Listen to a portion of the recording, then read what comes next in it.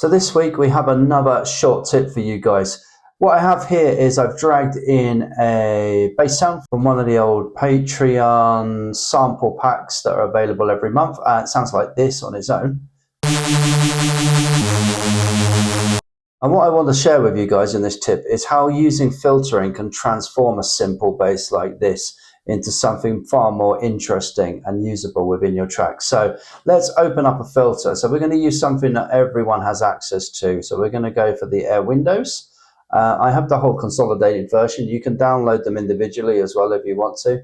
So I'm going to go into the X, Y, Z filters down the bottom here.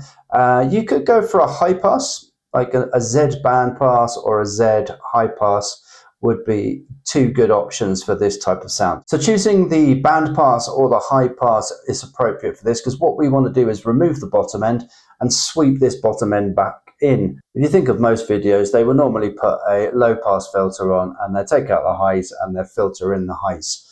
We're doing the opposite. It's kind of a bit underrated, this kind of filter type, but it's used a lot into minimal, deep drum and bass, techie drum and bass. Back in the two-step days, it's a real classic technique. So let's go with the band pass for this one. We'll move up the poles a little bit.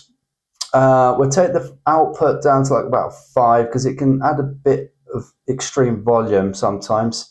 We'll take the frequency to around 8, something like that. And that's going to give us in this sound on its own. It's going to sound like this.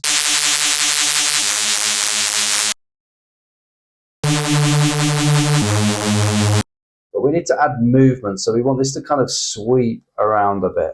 But what I'm going to also add to this is I'm going to add a kilohertz limiter just to kind of keep this intact, because you'll see over here it's clipping, you see +7, it's gone over now. Let's go for the kilohertz limiter in order to stop this from going over. So if I can find it, there it is.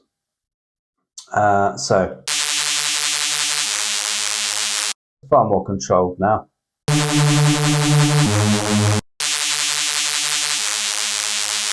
Okay, so we'll close that down now. We want to play around with this frequency basically on the filter.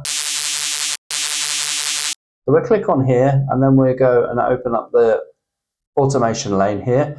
This is now going to give us the Air windows consolidated frequency, which means we can click up here and click here.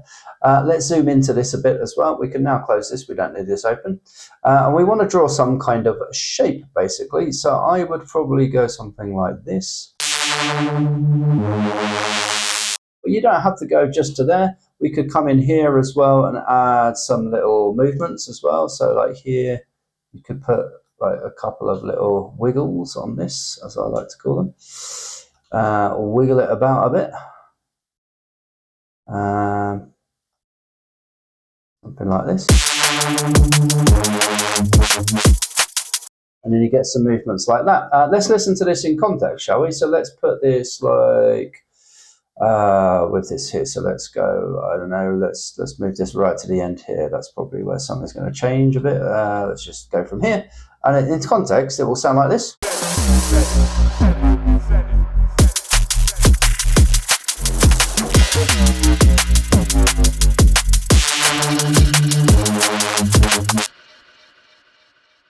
And there we go. As you can see, simple bit of movement, simple bit of filtering can make all the difference from a static, boring little fill bass line to something that's got a bit more character and oomph to it and just gives it a bit of interest. So that's my short tip for you guys today, and I'll see you guys all on the next one.